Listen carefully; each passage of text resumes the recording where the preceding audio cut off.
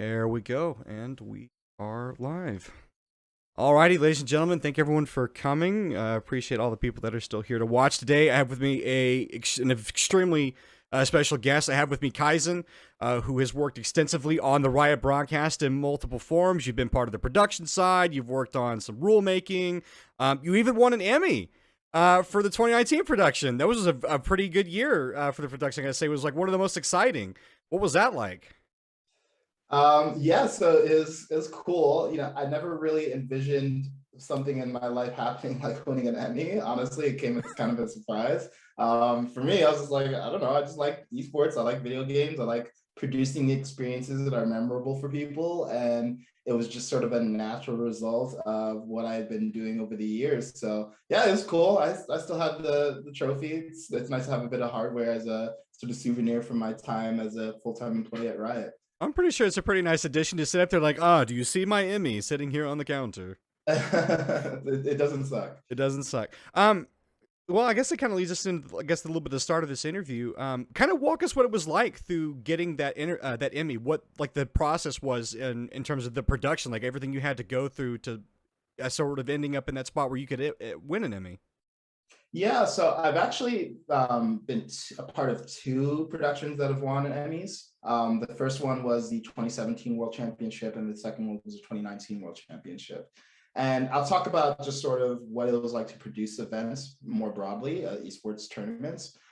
So it's interesting because esports tournaments are a bit different than typical sports productions in that Mhm. it's a lot more, I think, oriented around the audience experience of playing a game and also that game being presented as a sport.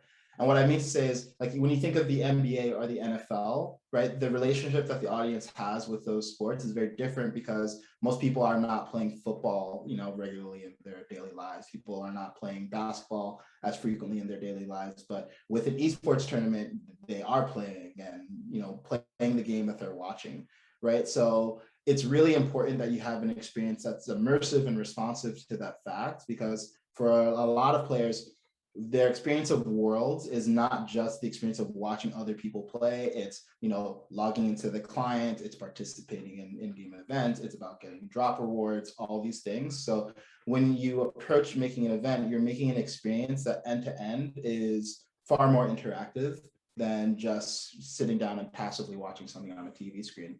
And additionally, it's global, which is different than most of the sports that are popular in America. So we did the World Championship in 2017 in China, and in 2019 it was in Europe. So when we were making the event, you have to take into consideration different regional tastes and the fact that the event's going to be presented to different audiences in different ways around the world.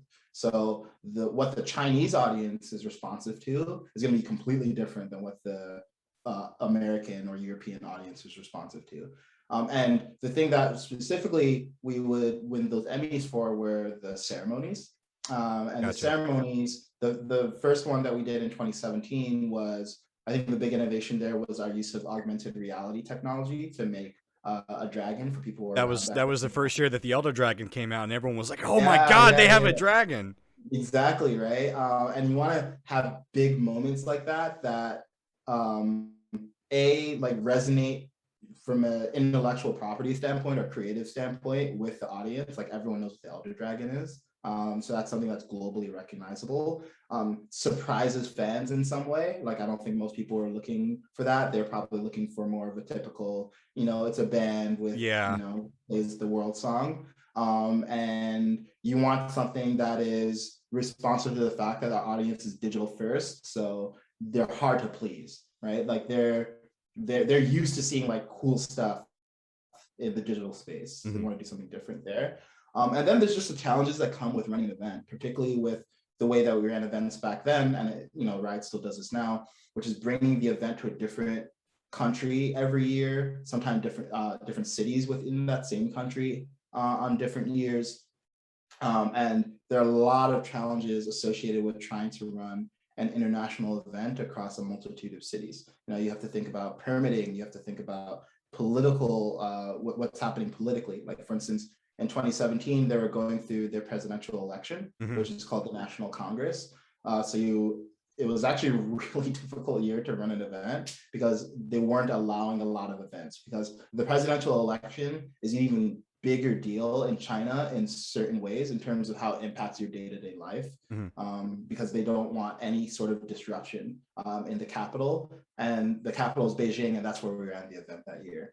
In 2019, it was different. I think it was easier from a geopolitical and logistical standpoint in some ways, but in other ways, it's also can be really difficult to run an event in a bunch of different polities that are run by different governments, right? Like if you're going from like Germany to Spain to France, like those are completely different nations that you have to now think about the different compliance and like even just like moving equipment between different countries and customs, and there's a lot more areas where things can go wrong. So yeah, I mean, but without getting in the weeds there, it was awesome, right? Like it's cool to put together an esports experience, particularly as someone who I've been involved in esports for over 10 years. I started off by watching, StarCraft GSL events that were run in Korea. And I never really thought of myself as someone who'd be putting those experiences together, much less what I'm doing now, which is being an on-air personality. So it's been really a privilege, honestly. So actually, that brings up one of the biggest questions I want to ask you is what has it been like for you transitioning from that bigger picture where you were managing a lot of these experiences on a global level because you were head of the global scene for crafting those experiences and then producing them, to being on an on-air talent now for the LCS? What is that like for you being a broadcaster and having, this interaction with the analyst and whatnot on the desk? Like, what has that been for you? It's trippy. It's very trippy because I had been familiar with some of my co-commentators, like the casters, for example, from being at Riot. Like I saw them around, etc. But it's a much different skill set, like being a caster versus being an operator slash builder. It's been my first time being exposed so personally, publicly, and me being the product that's being presented.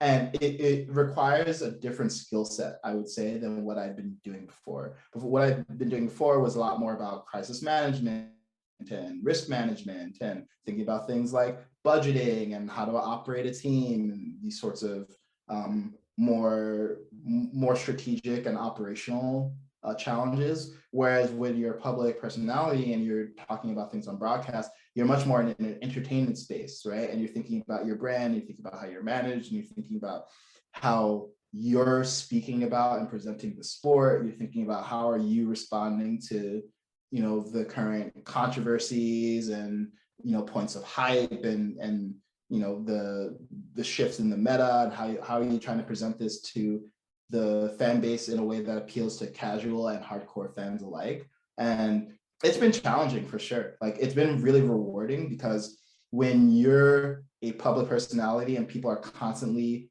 watching you and forming their opinions, whether they're accurate or inaccurate about who you are, what you're doing, whether they like what you say, you'll like say something negative about a team and The CLG take.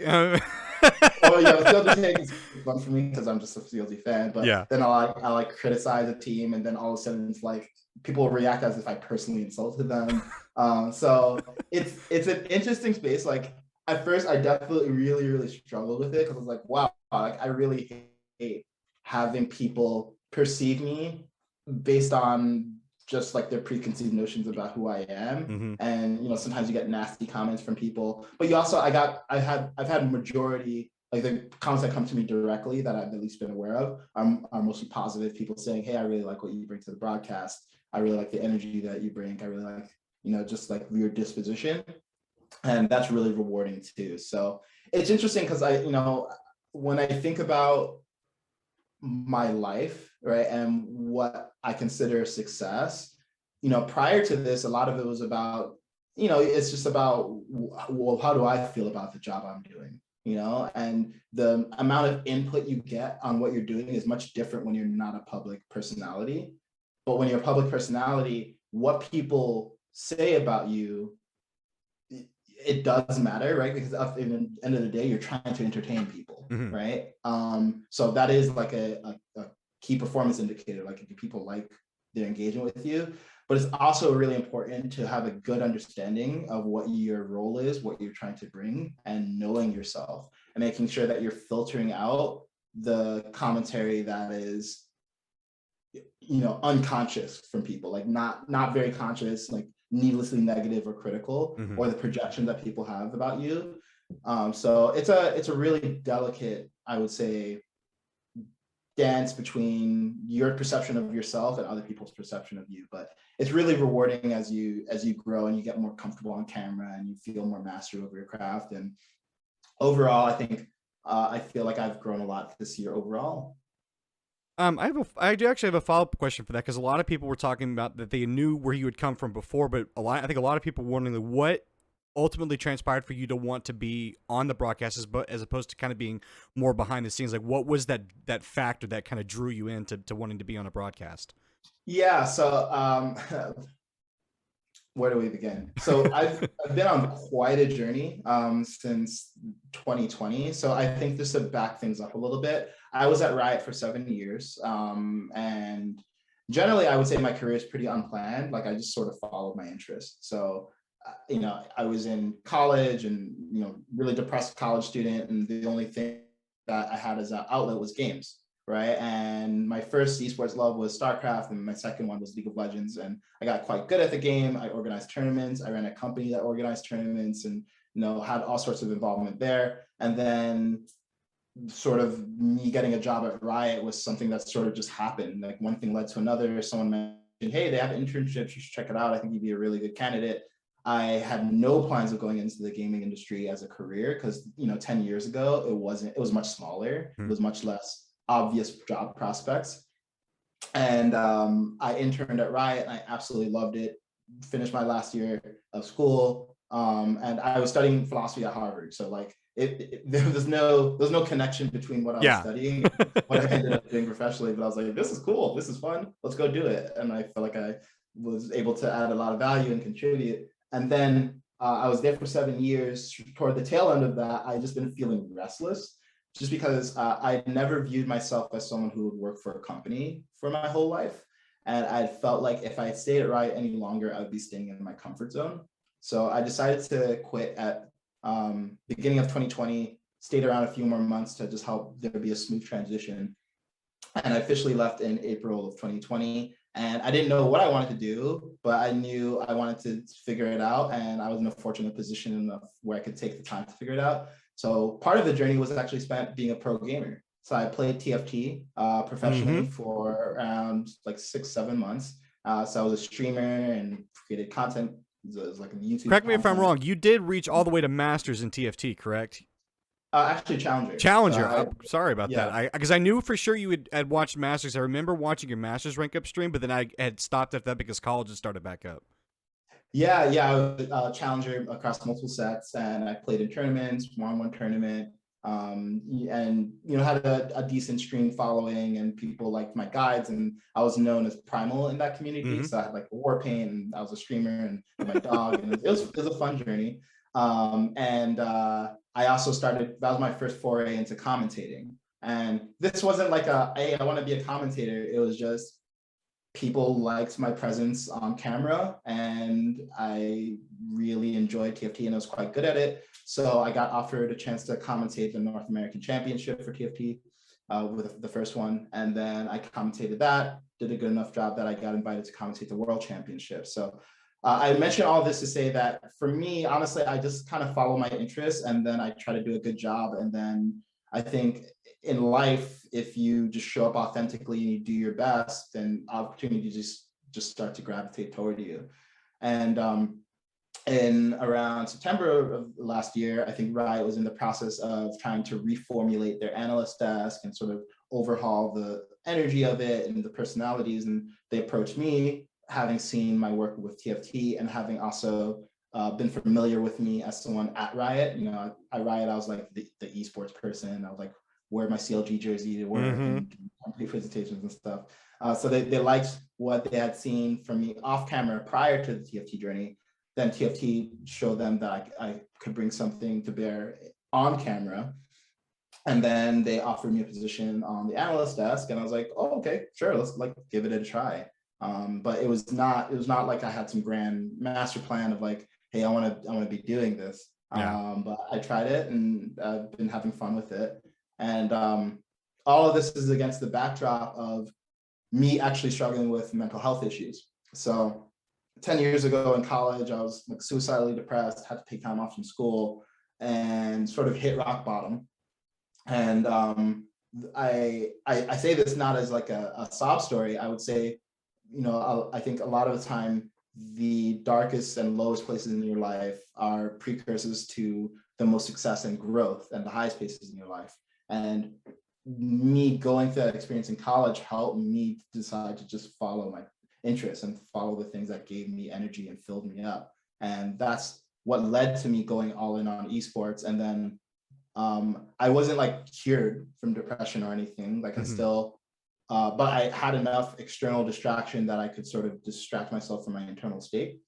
And last year, things started to get really bad again for me when COVID hit. So all the social distractions were stripped away. I'd also quit my job. So all the professional distractions have been stripped away. And it's just me there with my thoughts and my feelings. And I realized I wasn't in a good internal place.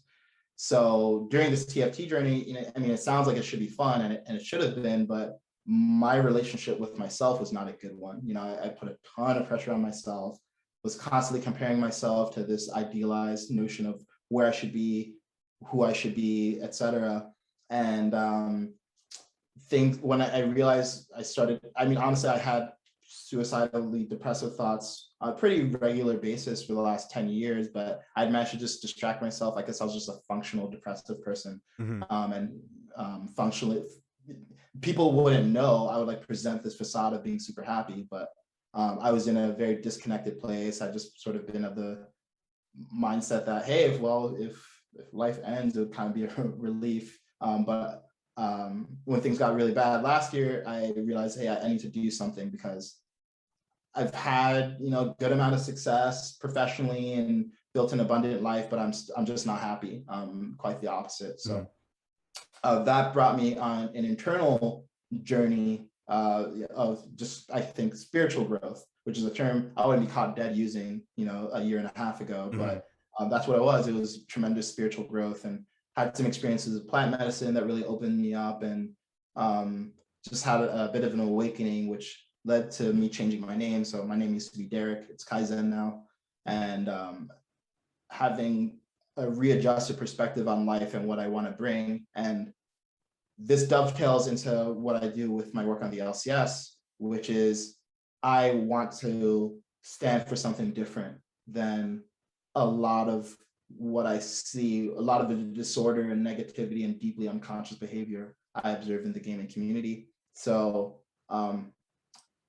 yeah, my focus is I'm just being myself, bringing good energy, and just trying to stand for. I don't like the term positivity because it's a loaded term, and much like the terms God and love and terms, they're really important concepts. But I think a lot of people have projections of what they mean.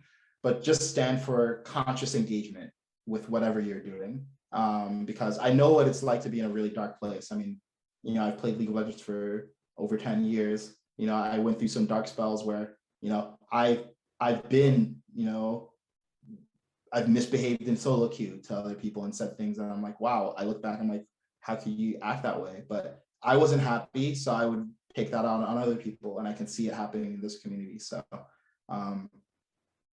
that's a little bit of a tangent there, but well, I think that's a good perspective to offer, especially I think with someone like yourself being on the LCS broadcast, where you're a very visible face, and I think a lot of times both fans and viewers have this sort of notion of like that's all they see is this, the picturesque image of the broadcasters, poking and joking and having fun on the broadcast, and all they see is the perfect side, but they don't see necessarily what goes into that, and the fact that people do struggle. And I think that's a great story to be sharing with people, the fact that you went through this but found a way to fight through it, and then you're here better for it at the end, and now you're doing something that's new and something challenging. So I think it's both inspirational and very helpful.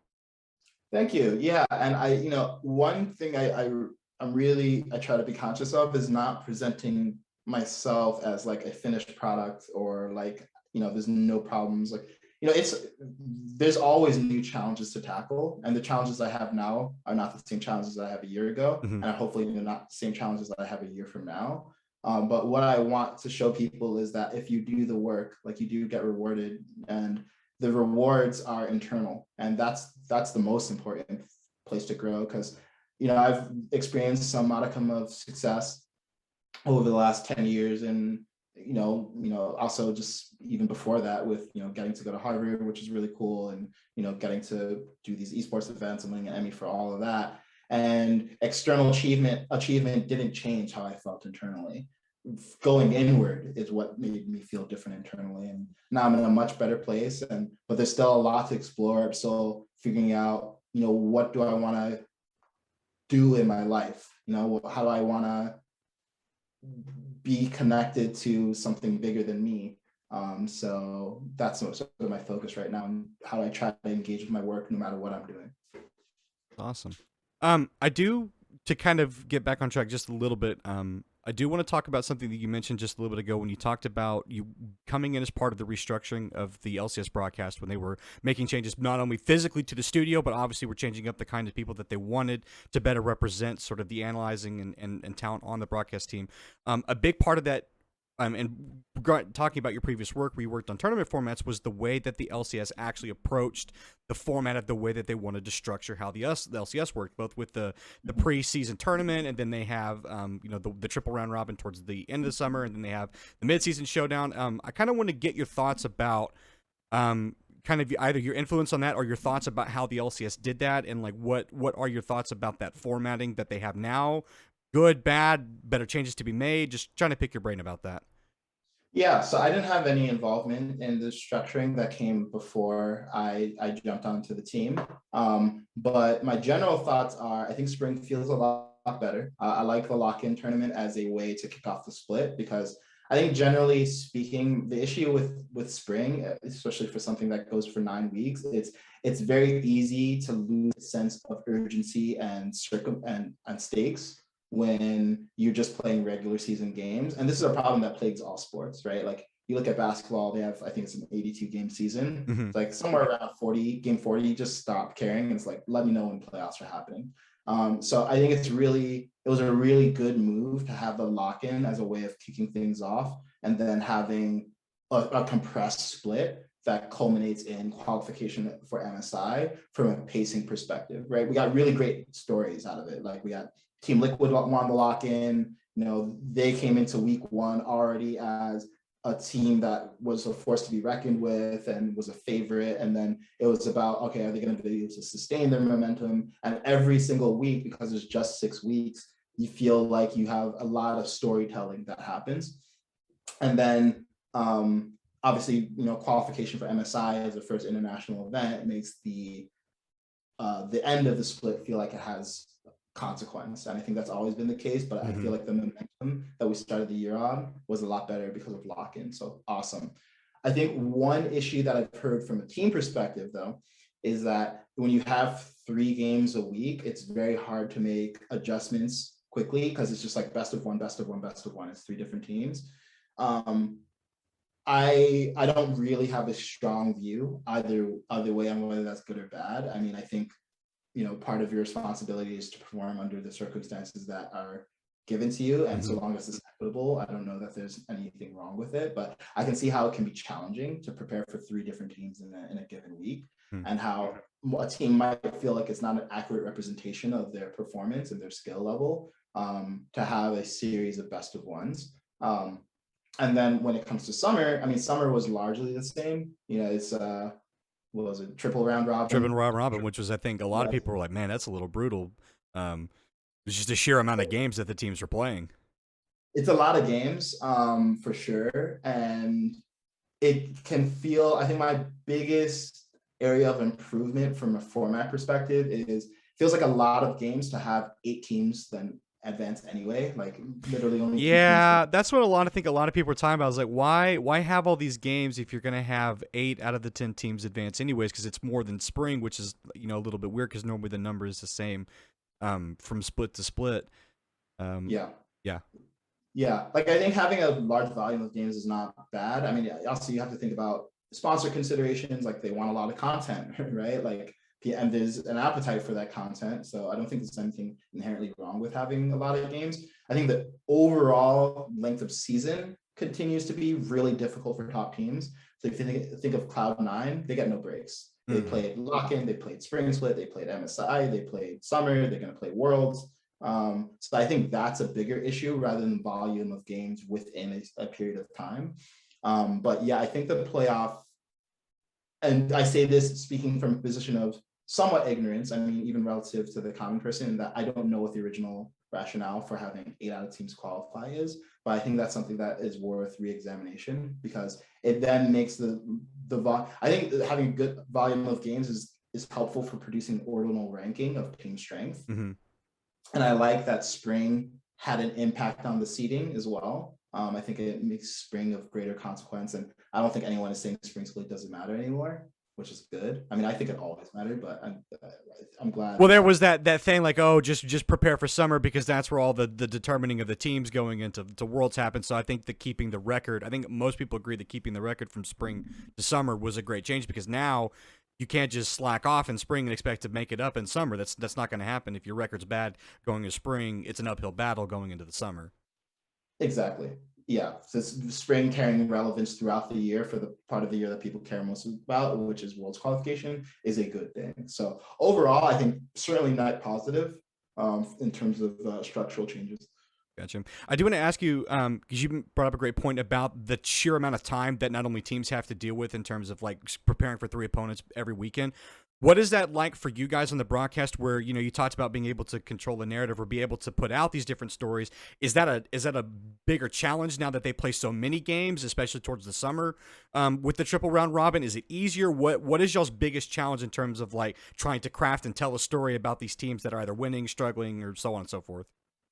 Yeah, so it's my first year doing it, so I don't have something to compare it against. I will say that, yeah, it can be difficult, right? Because when you have 3 different matchups for a team every week, the preparation you do on Monday for a Friday matchup might not be as relevant for or rather, let's reconfigure this. The preparation you do in anticipation of a Sunday matchup might be obviated by the events that happen on Friday or Saturday. So for example, right, let's say C9 is going to play TSM, CLG, and 100 Thieves, right? Well, if they beat TSM and CLG, now you're talking about, wow, well, they have a perfect week against 100 Thieves, and how do you build hype around that? But if they beat TSM and lose to CLG, then it's a very different story you want to tell on Sunday. And you only have so many hours between Saturday night and Sunday morning to actually create content that supports a story. So it can be challenging for sure. Just like, and I think storytelling in regular season can be challenging no matter what, because no matter what, you're bounded by the fact that you're in regular season and there's not really elimination on the line. So you're trying to give people a reason to care. Like, why should you care about FlyQuest versus Immortals this week? You know, why is that important? What bearing does it have on either qualification for playoffs, which isn't that relevant to later in the regular season, or for the narrative around these teams? So I think generally you end up leaning more into the narrative, right? And the stories, and like, how is this player trending? And, you know, they had Danny had a pop-off performance as a rookie in the prior week. You know, what bearing does that have on what expectations we should have on him coming into this week? So it really just depends on where you are in the split as well. But it's most challenging, I would say, in the middle of the season. Gotcha. When the consequences aren't as clear. Gotcha. Speaking of narrative, this weekend had a pretty interesting narrative regards to the finals, as I think is a good time to break into this. 100 Thieves smashing Team Liquid 3-0. I'm not gonna say anything yet. I want to get your reaction to that. I know I watched the whole broadcast. A lot of people, I think, are still a little shell shocked about that, but I kind of want to hear your thoughts on the whole thing. Yeah, my first thought was, holy shit, really? Because I wasn't as surprised. I mean, I had TL3-1. I thought that they looked, I mean, they literally had beat 100 Thieves a week ago. I don't think 100 Thieves had a super convincing series versus C9. It didn't look like peak C9. There were some games where The first 2 games they fell significantly behind, but managed to come back off of some pretty transcendent performances by FDI and Closer, which are hard to count on. Not to say those players can't consistently put up really good performances, but there were some really hard carries in that C9 series. So I had gone in thinking TL was a clear favorite. Most people thought that too. I wouldn't have been surprised to see 100 Thieves win, but to see them win in such a dominant fashion completely blew me away. And felt really good, honestly, because I'm happy. I like those guys as individuals. Like, you think about, it's a core Golden Guardians roster. Like Closer talked about in his MVP interview, like people thought we were going to be a 10th place team when we were on Golden Guardians, defied expectations, brought TSM to 5 in the lower bracket. They join 100 Thieves. They bring in Someday, very higher expectations, but they fumble, right? In spring. And then in summer, they make these changes. They bring in Reaper, they bring in Abadaga. Start of the year, they look like the strongest team. Then middle of the year, they start to fumble. Other teams start saying, oh, they just had a good meta read at the start of the year. Yeah. So that narrative takes on a life of its own. So there was no point past like week 4 or 5 where people were saying 100 Thieves is the favorite to win the split. And I think it's great because I think 100 Thieves is an extremely well-run organization. I have a lot of respect for Nate Shot and John Robinson, what they've managed to build over there. So I think it's great to be able to see a new organization come in and upset the sort of TSM, C9, TL triumvirate. And I just felt excited to see them hopefully do this at Worlds. I'm like, dude, if these guys can keep up that level at Worlds, we're gonna have a really good showing for NA this year. I think that's one of the biggest takeaways too, was like how quickly they beat Team Liquid in terms of Team Liquid were coming in this very scary format. We're like, oh my gosh, they're playing completely different than the way they have been. And then you're like, you're trying to think about the ways that Cloud9 might, or not Cloud9, 100 Thieves might win that series, but like, there's really no way, right? TL should just beat them. And then they smashed TL 3-0 and like, well now, okay, who's the scarier team now going into Worlds, especially considering the form that TL were in.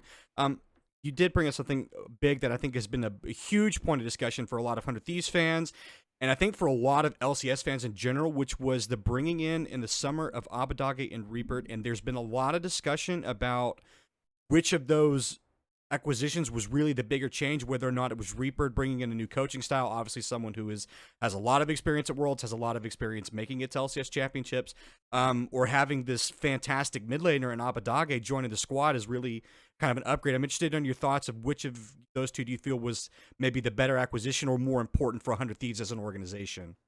Yeah, I don't know. It feels a little bit like a false dichotomy. I mean, I think both were necessary. Neither is sufficient. So I don't think you bring in Abadaga and just win. Gotcha. And I don't think you bring in Reaper and just win. I think you really needed both, because if we think about the big problems that the team had, it was team cohesion and play style, right? Like somewhere mid spring, they sort of lost a sense of how they wanted to play the game. Before it was Demonte playing these side lane roaming champions like TF and Galio from mid, and snowballing a lot of time bot lane and going for early dives, and then that stopped working when the meta shifted away from them, and then they kind of lost a clear strength for how to play the game. And I think Reaper resolved that. But another big issue was them not having priority mid lane pretty consistently. They went through the Devontae era, the Rioma era, and those players had their strengths. But I think what Abadaga brought to the team is a lot of consistency in just terms of laning prowess, and also a lot of flexibility, right? He came onto the scene in North America playing Karma and these supportive mids, which is not what people expected. They expected control mages, etc. And then he showed us, okay, I can play control mages too. I can play Akali too. I can be a carry. I can play more supportive. I can facilitate closer. I can have closer facilitate me. So I think I don't know. They're inextricable. I think you needed both. I don't think. Let me say it this way. I don't think there's probably not another coach you win with that roster with, considering the problem that they needed to solve. You could argue there are other mids that you can win with, but I think, Abadaga was a top 3 mid, right? So there's not many mids you could have replaced him with. Yeah. As a caveat to that, were you surprised that Cloud9 actually really ended up letting go of Reaper? I think that was one of the biggest surprises, that he was even available to become a coach for 100 Thieves. That was, I think, the biggest shocker for me personally was, Reaper's been this, steady hand in Cloud9 for a very long time. I mean, took them from 10th to semifinals and Worlds. That phenomenal run, I think it was 2018 or 2019, that they just managed to turn around a massive season. So I don't think really anybody expected Cloud9 to let him go. Yeah, so I mean, this is me speaking like not even secondhand, like third hand, and Mm-hmm. I think this is said publicly, so I feel okay saying it. Like I heard that Reaper had just been having some engagement and motivation issues. So, and no judgment on that. Like everyone's career comes in ebbs and flows. I mean, certainly mine has as well. Mm-hmm. So it might have just been that he needed to have time to reset, because he obviously he's one of the greatest minds for the game, I think, in the world. And certainly in North America, he's one of the winningest coaches. But he just might not have been as engaged as C9 needed him to in that year. And then he took some time away, came back on 100 Thieves, really with renewed passion for coaching, and it bore fruit. So I think the problem whenever people are surprised about a change, and I'm not saying I wasn't surprised either, it's generally because you just lack context. Mm-hmm. And I think a habit that a lot of people have is, instead of asking themselves why, or rather having the humility to know that they don't know, they fill in the gaps. So when I see a surprising change, I'm like, my automatic assumption is there must be something going on behind the scenes that none of us are privy to, right? Like it's really complicated operating a team, and you never know if someone's having motivation issues, personality issues, or it's just not clicking between the coach and the GM. It's not clicking between the coach and the players. The coach is just at a different point in their life. You hear this with Alfari benching, for example. Everyone's like, "Oh, why are you benching Alfari? He's the best player in the league." And it's like, obviously, I say this noting that part of my job is to engage in the hyperbole and Mm-hmm. make things interesting, and not be like, I don't know. People want me to have an opinion, and like there's a bit of showmanship to Yeah. it. But the more rational part of me is like, I have no fucking clue about right? You're I good. have no fucking clue why Reaper gets let go. It could be anything. So Yeah. yeah. Um, Speaking of kind of Alfari being benched, I'm trying not to jump around like too chaotically here, but I do want to talk a little bit about the series between 100 Thieves and TL, in the sense that there were some very obvious mistakes made by TL in the course of their gameplay, like a couple of players not showing up, specifically Santorin, kind of getting himself in trouble over those games. I kind of want to get your thoughts about, sort of TL's performance. Obviously we talked about, because you don't want to take away from 100 Thieves' performance, right? They obviously beat Team Liquid. They beat him in 3-0, so obviously it's very dominant fashion. It's hard to, take that away from them, but it's also, I think, some of it TL not performing and showing up on the day like they, people really expected them to. And I think one of the biggest criticisms of their performance was Santorin misplaying, being a little bit over-aggressive, not showing up. And I'm curious as to your thoughts about why TL looked the way they did sort of this weekend. Yeah, so I think there's definitely some individual underperformance, but I don't think we should gloss over the fact that there was some like pretty catastrophic team poor performance there too. Okay. Like if we think about the first game, right? Santorin goes top, he gets a kill for Alfari, Mm-hmm. right? So they start off with first blood in that series, and then they go to try to counter a bot lane dive where, if I recall correctly, Tactical was off of tower. He was sort of like halfway there. TL was, I think, on red side. Yes. And 100 Thieves was preparing for a dive, and TL tried to counter the dive, but It was very late. Yeah, and you by one token you can say it was late. By another token you can say, hey, they were on time with the TPs and everything, but they weren't actually under tower, so Tactical sort of just got killed for free without tower shots being taken. But it was also a beautiful dive by 100 Thieves. Like it was a kind of dive that they were getting hyped for at the earlier start of Spring Split, actually. And I think things kind of just fell apart. Like it was almost an unplayable situation from that point, because it was like a 4-for-0 or 5-for-0 dive or something like that. Yeah. And that was not like a Santorin issue. That was absolutely a team issue. And then game two, the Viego, like I think they allowed Viego to the Viego. And I think with the way the teams were playing, like Closer could have played anything and they would have won. Or any of his. But it does seem especially criminal to let him get it a second time after you lose on the first round, like you lose that bet.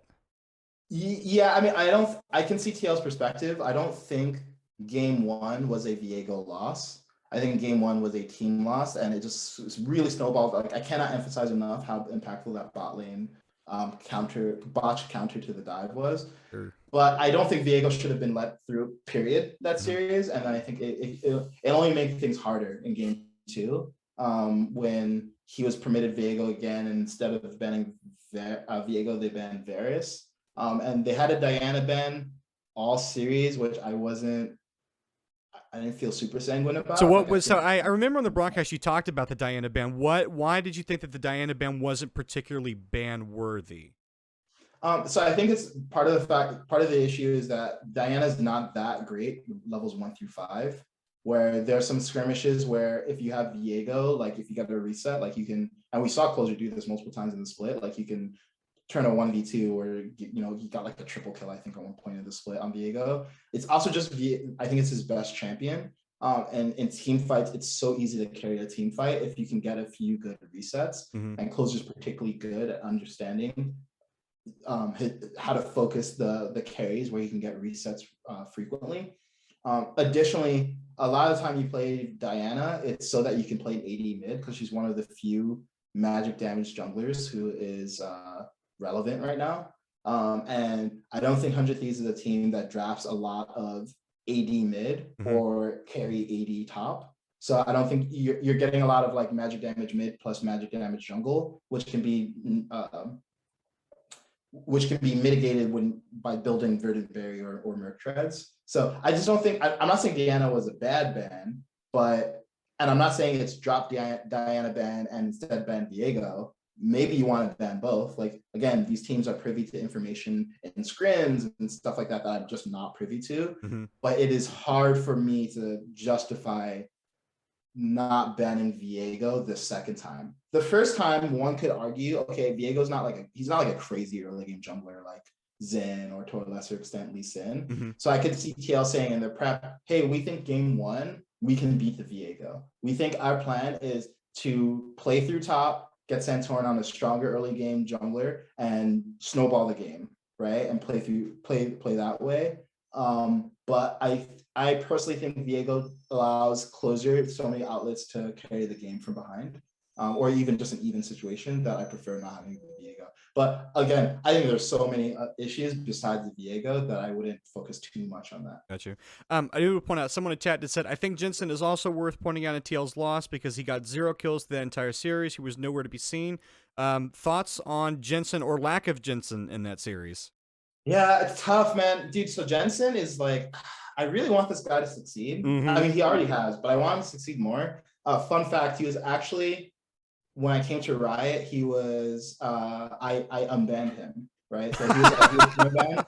And I was like, hey, we shouldn't like be permabanning players, because like it's different if you're getting permabanned from the game, but when you're legit professional caliber, it really sucks to have your whole career ended because of some stupid stuff you say in solo queue. Yeah. So I don't know. I just always been like a fan of him as like this, he was like a villain and now he's reformed and he's trying his best and like he's really good, but he's always like second fiddle to Bjergsen, and then Perks came around and he's like, oh, he's gonna be second fiddle to Perks, and then Abadaga comes around and arguably he's not even third fiddle. So anyway, I say I'll just say, like, I really want to see Jensen succeed, but this was not a particularly impressive year for him. And I got excited because I forget what series this was.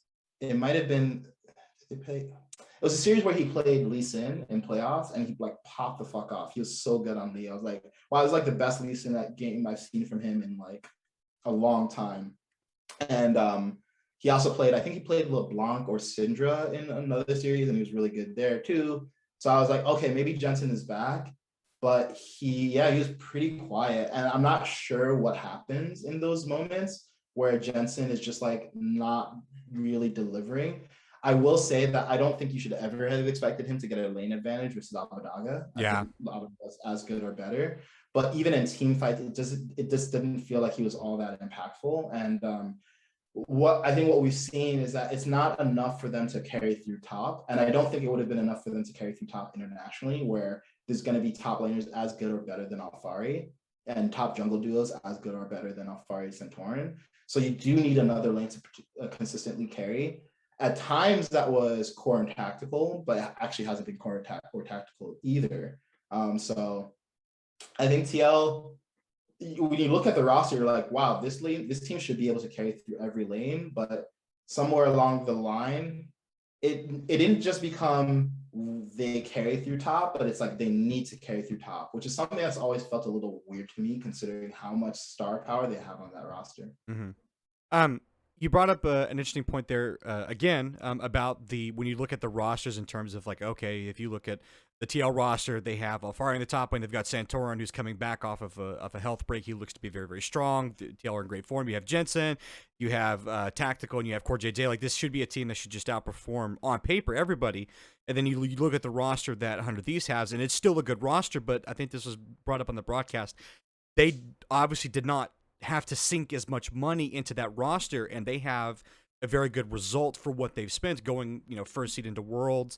They've won the LCS championship in summer. So what kind of is your thought about the sustainability for that? And speaking broadly for the LCS, like, should teams be looking to kind of replicate what 100 Thieves is doing? Maybe 100 Thieves are kind of just this one-off team in the LCS, or should there be, more spending, less spending? What's your thought on that sustainability?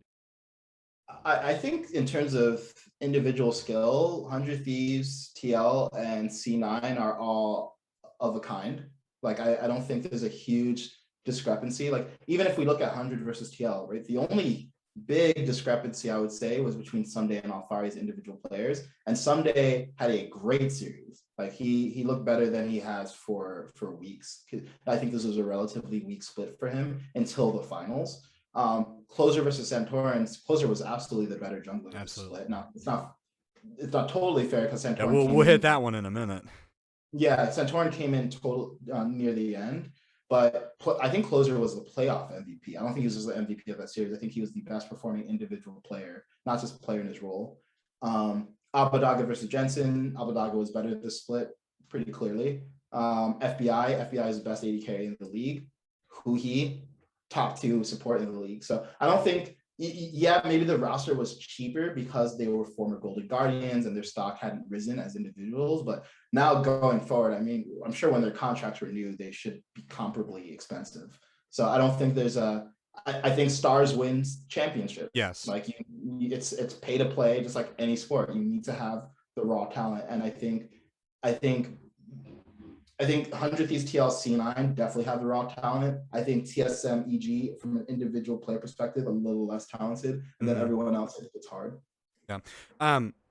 So actually, that kind of, I think, brings up another excellent point we talked about with the TSM is they, 100 Thieves, obviously, if they do manage to keep this roster, it will be a little bit more expensive. I would expect that they're probably going to re-sign all those players probably at the end of Worlds, regardless of what happens there, just because of the success that they found with that roster. But TSM is this example of a team that has spent quite a bit of money on a roster that it did fail. I know a lot of TSM fans, are trying to look for the silver lining, but in my mind, there's no silver lining for a team that has those players, has that kind of money invested into it, and then doesn't make it to finals, let alone Worlds. So what's your thought on the whole TSM thing?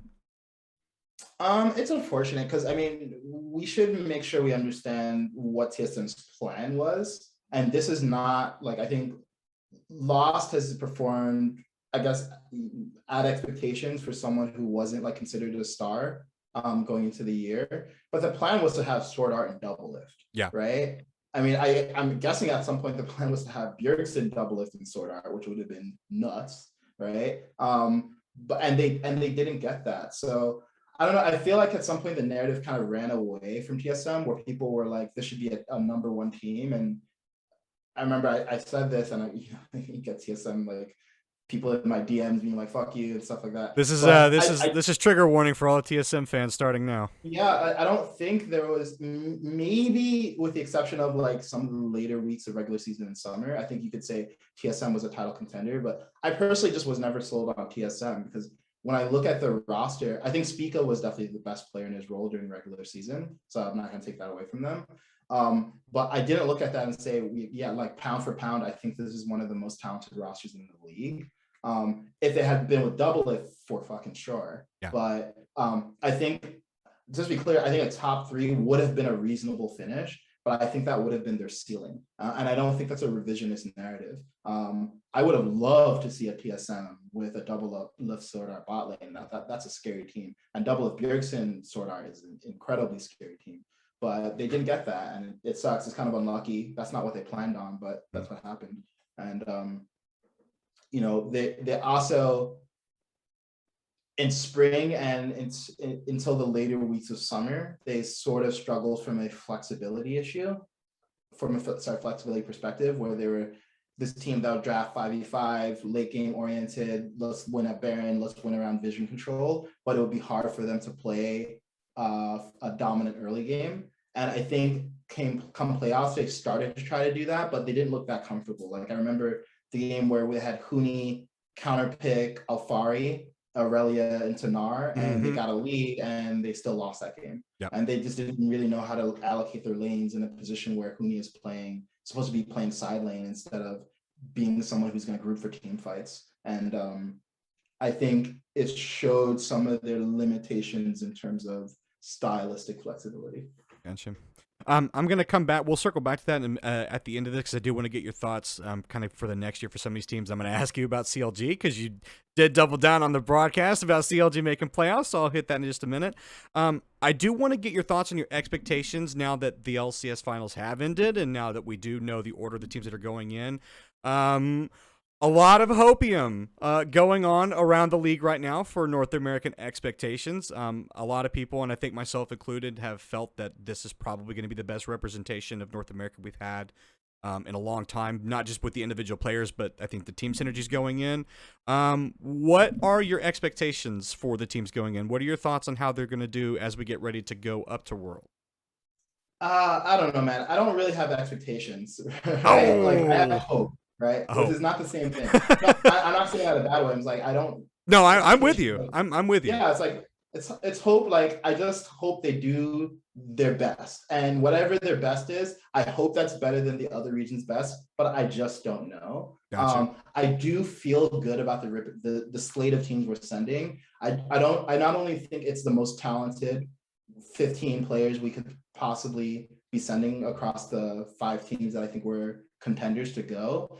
I also feel good about the way these 3 teams play. They're all proactive, early game oriented teams, which is great.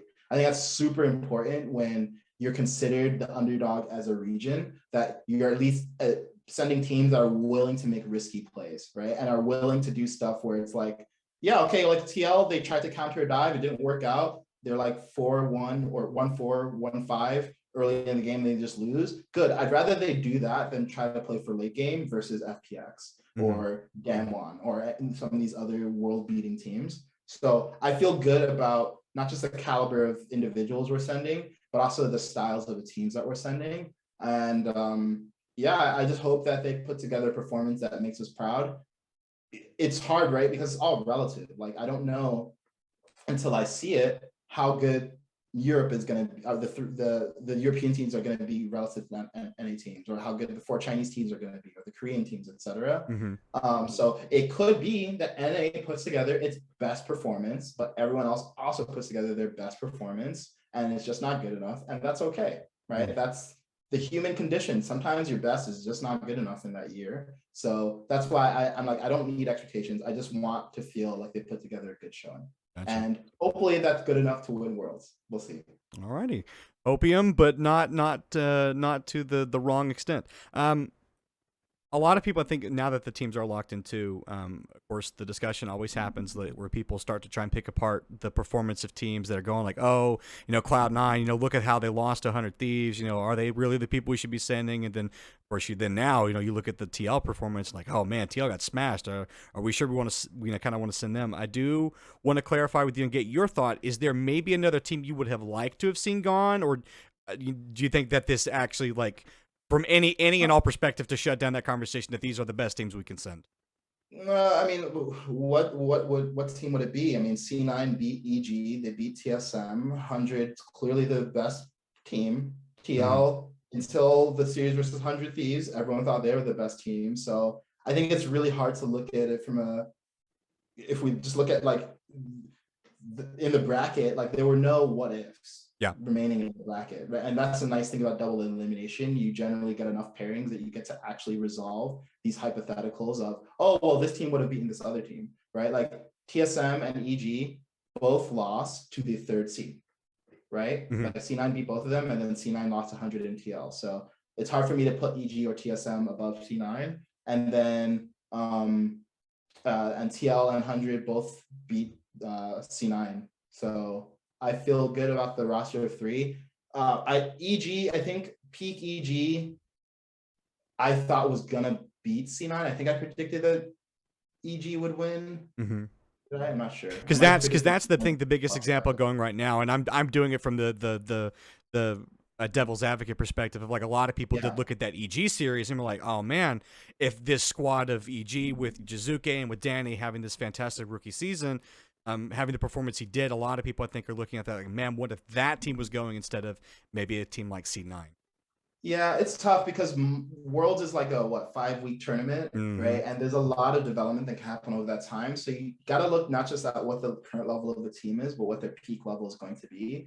And I would say that although EG was certainly the stronger team in regular season, and there's a lot of reason to think that they would be stronger than C9, I still find it hard to count out international perks. Even though playoff perks didn't show up, it's still hard for me to count against the Western GOAT showing up, right? It's still the case that Fudge was a monster at MSI, and he was a legit carry. It's still the case that Blabber was the MVP in spring. It's still the case that Sven is the most internationally seasoned AD carry that we have.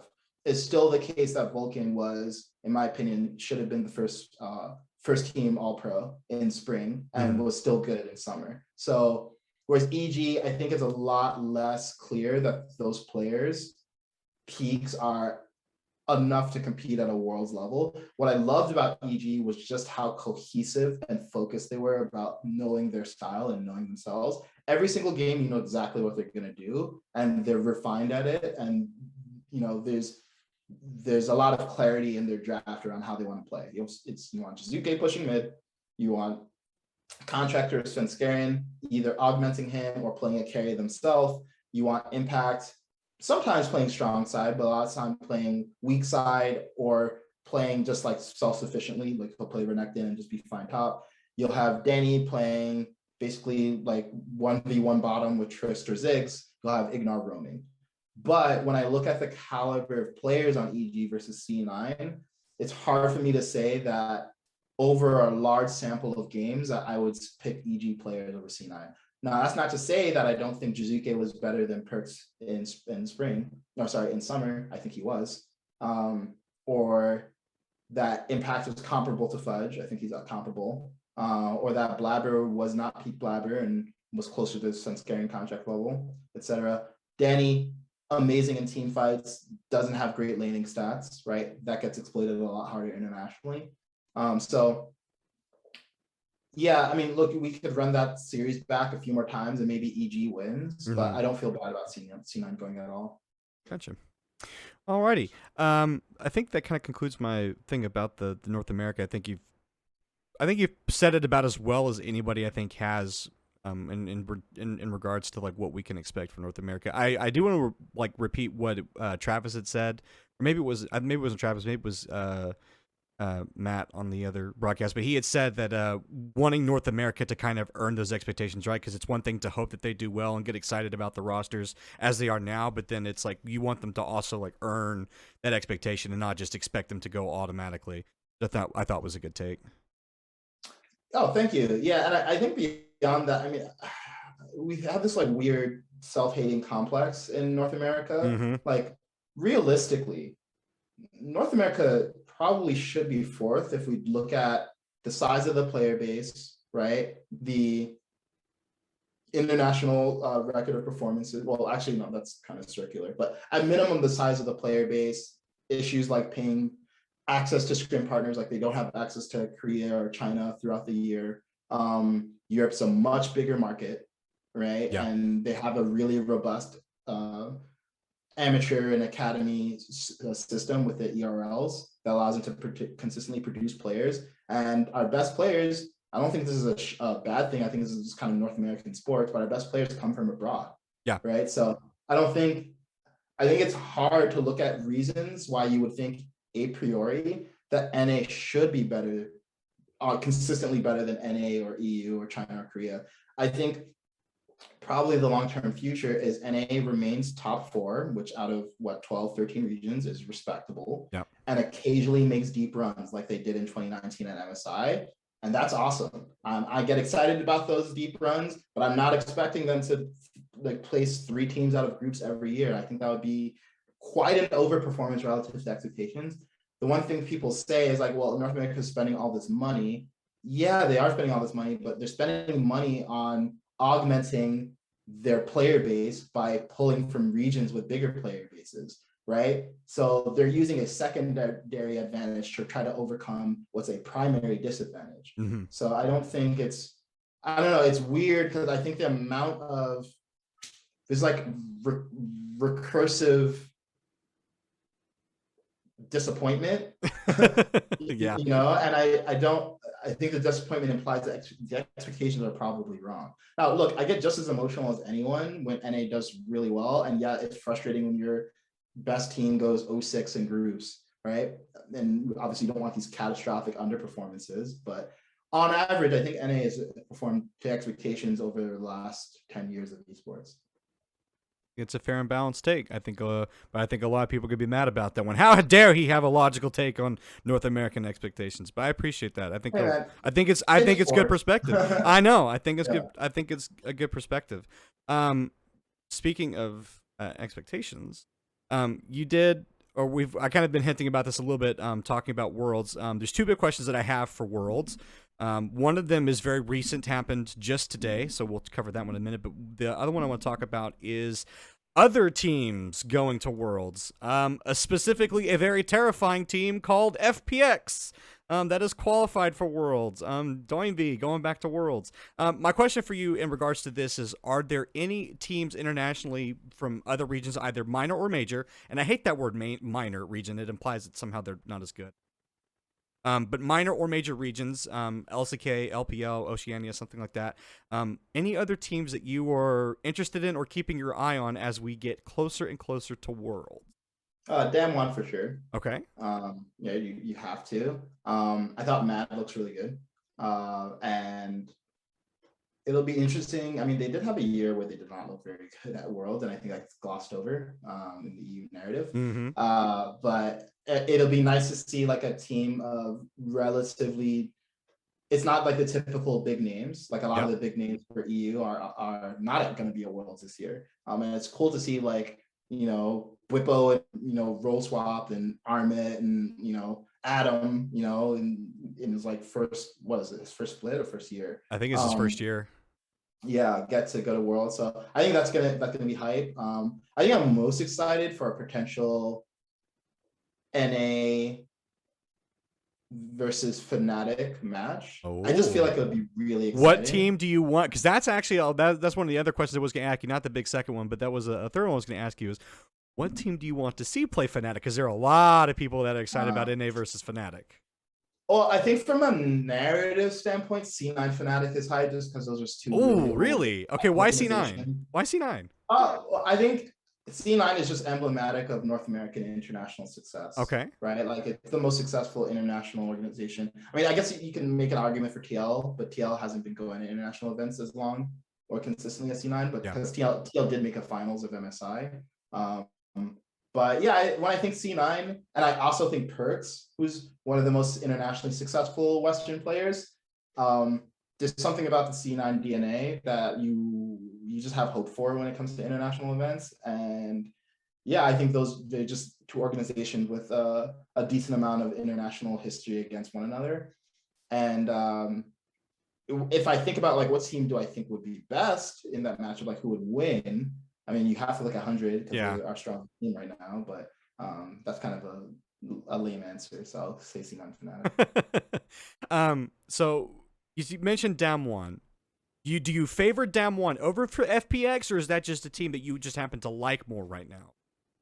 I think Korea is in a weird place, and it feels crazy to say this considering their dynastic dominance Mm-hmm. over the majority of the last 10 years. Well, and the But fact that Dem I One think also is the reigning champion. yeah, and the thing is with Korea is the last few years it's been like Damwon and everyone else, whereas LPL is clearly the strongest league Mm-hmm. in terms of the number of world contender, like first place contending teams. So maybe is Damwon the best? Who knows? We'll get to see. But LPL I think is going to be the strongest region with the strongest showing. Gotcha. That leads me then to the second question I have, which came out today. You may or may not have heard about the new ruling that was issued for minors players in China, so in the LPL region, regarding the amount of time that they may play online for video games and stuff like that. Obviously, this affects the LPL very greatly because of the talent development that they have at a very young age within there, specifically looking at Jackie Love. Who was probably one of the best known players in the entire region, who started at a very young age, started at 17. Basically, the rule is now is that they can only play for about an hour on Friday, Saturday, and Sunday, so it's basically 3 hours for the entire time. Thoughts on how that will affect LPL talent development and potentially their strength in international competitions? I feel like I've heard this kind of stuff before, and I feel I'm so far from an expert on Chinese domestic policy and with respect to video games, Mm-hmm. but I feel like I heard that kids just work around it, like they like buy other accounts or use the VPN. So I don't know if a super determined player really wants to circumvent the policies. Maybe they get to do it, but assuming that the policies are actually enforced successfully, it has to have an impact, right? Like, there's no way you get super good at the game just playing 3 hours a day until you're what age is it that the restrictions lifted? Well, so it's minor. So I think 18. I think 18 or older. It might be that they actually include the age 18 in minor in their definition of minor. But Ooh, that's rough. yeah, that is rough. So, Yeah. but anything, I think it's up till 18. They can only play for 1 hour on Friday, Saturday, Sunday, and then holidays, specific like approved holidays, which is I think difficult given the nature of how much LPL teams practice and how they develop them from younger talent. Especially if you look like what Jackie Love gave his interview about how much he practiced, just trying to be the best in the LPL. So, I mean, it's hard to see that as anything but a negative, right? Assuming it's consistently enforced. So that is tough. That sucks. alrighty. My final question for you today, sir, because I don't want to keep you overly long, because I'm sure you have other stuff to do today. I do want to ask you about the one thing that you doubled down on the broadcast yesterday. You said live in front of tens of thousands of people that you are doubling down on CLG making playoffs. Please explain why you are doubling down on CLG. Okay, so if we look back at CLG in spring, when Broxa finally came, there was a moment there where they were like a legitimately solid team, right? And then it fell off a cliff. And then if we even look at summer, right, with the Bongo comp, them drafting like Vi and just like press R stuff with Galio and Lissandra, etc. They were legitimately beating top teams for a week, but they were legitimately beating top teams. Look, man, it's mostly hopium. Okay. Right? I'm not ashamed of it. I'm gonna drink the hopium. And they have made some organizational changes. With I think Greg Kim is now the head of CLG, and I don't know if he's the GM or if he's above the GM, but it looks like the change is coming for the team. And additionally, change has to be coming because I think they're actually staring down the barrel of potential removal from the league if they continue to place bottom two. Because there's a rule where you get ejected if you get placed bottom two, too many splits. So I think if there's anything that should be a wake-up call to CLG as an organization, it's that. So I suspect they will do whatever they can to preserve their investment. And they're going to go hard. Now, is it going to be with this roster? I think this roster could have made playoffs if they were in a better environment. Clearly, environment's not good. But there's a lot of clearing house to do. Like it's not just players at all. It's clearly there's some issues organizationally. but there's every reason for that organization to have the will to make them at this point. But it's Hopium, bro. Yeah. And Do you that's think how they hold you on to survive as a Broxa? CLG fan for a decade. Hopium. Do you think they hold on to Broxa given the problems that they had? Well, because it's kind of cursed from Brox's perspective because of the amount of times that he's been back and forth to North America and he keeps getting delayed, which hurt CLG kind of in the beginning of the season. Do you think they find a way to extend like his stay over here in North America and hold on to him, or what are your thoughts about that? I don't know because he's good and he's definitely had some really good moments for CLG. He was one of their best performing players this year. But I think with veteran players, if you're an organization, especially how much of a premium popular veteran players like Broxa command, they might decide it doesn't make financial sense for them to do that. And there are other good junglers on the bench. Like EG has 2 LCS level junglers. Like good LCS junglers in sense carrying contracts, right? So Brox is up against that, so that makes it tough. And like he's such a great guy, and I think he's such a great presence in this community. So I hope he maintains a starting spot, but it could be that CLG decides, hey, like we think someone like Contracts is actually an upgrade, and we're gonna go for him. Gotcha.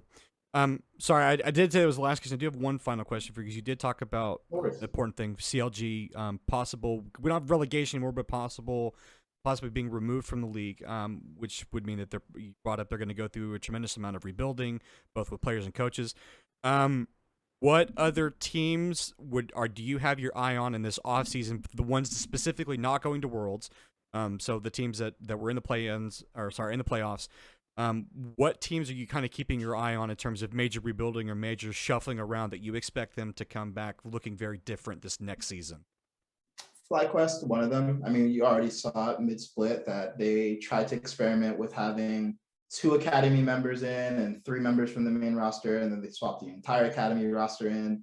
That was working for a bit, but then it started falling off. So they're already trying to make those changes, and I imagine they're going to spend a lot of the offseason really honing in on a starting 5 that they feel good about. It's a little bit sad, right? Because if you actually look at that roster, the top side of that roster was supposed to be better than what we got with Licorice, Jose Diodo, and Palafox. And now obviously Licorice is not on that roster anymore, but I think they have to make changes to improve. So I'm not sure if it's just going to be, hey, we're sticking with the academy roster and we'll double down there or not, because although the academy roster had some really good moments, they really, really struggled in the early game. So it might be they need more player talent. So that's, I would say, is the other roster I'm looking at to make pretty significant changes. And then Dig is such a weird team. I think Acadian's really good. I think their bot lane is good, but Fake God and Yusui struggled a lot. So I think Dig might have to look at changes to their solo lanes because it's really hard to perform consistently well with struggling solo lanes. And I think a large part of why they were able to qualify for playoffs was because the team was just good enough, and they had great standings from spring. So they had good points from spring that allowed them to serve as a buffer for what was, I believe from a standing standpoint, was a weaker summer. Gotcha. Quick mention, Immortals. Thoughts on Immortals? Because that was a little bit of a disaster there in the middle of the summer split. The whole well, I think they had an okay split. I mean, Xerxes was great. Revenge has moments, but he has good and bad moments, but he's also like a rookie. So there's time for him to develop, and I think he should be given space. He clearly has a raw mechanical talent. He was number 1 in solo queue. Remember him solo killing Alfari way back when in spring split. And he's had some good moments. I think Insanity has had some great moments as well. And it's consistently on the cusp of being a really good mid laner, but needs more seasoning. Their bot lane had some moments, but generally speaking, has been kind of a weak point for the team. So I could see them making some changes there, but that one I'm less sure about. Like, I wouldn't be surprised if they decide. I mean, it's always a team's prerogative to look for upgrades where they can find them, right? So if Faker comes knocking, you're gonna pick up Faker. But I don't think it would like be a bad situation if they ended up sticking with this roster, because I could see it being a consistently playoff level roster. But to ascend beyond that, I think they do need to make changes. Alrighty. Yeah. Well, sir, that is all I have for you. I want to give you a chance to shout yourself out if you've got anything going on. Obviously, I don't know what the Riot plans are for you now that the LCS is done. So what's going on? What have you got going on coming up here that you want to shout out? I'm not sure, but yeah, I mean, if you like what I'm doing, you just like who I am and like following me, feel free to follow me on Twitter, on my Instagram and TikTok. I'm starting to put out self-development content because that's a big passion of mine as well. So you've probably seen, if you've been following me on Twitter already, you've seen some of these videos as well. So I'm going to be doing more of that as I work on developing myself and just want to share what's been helpful for me. Alrighty. Well, sir, I want to thank you for coming on, and I want to thank all the people that are still with us for watching. That's going to be it for this interview. So thank you guys, and catch us next time. Cheers.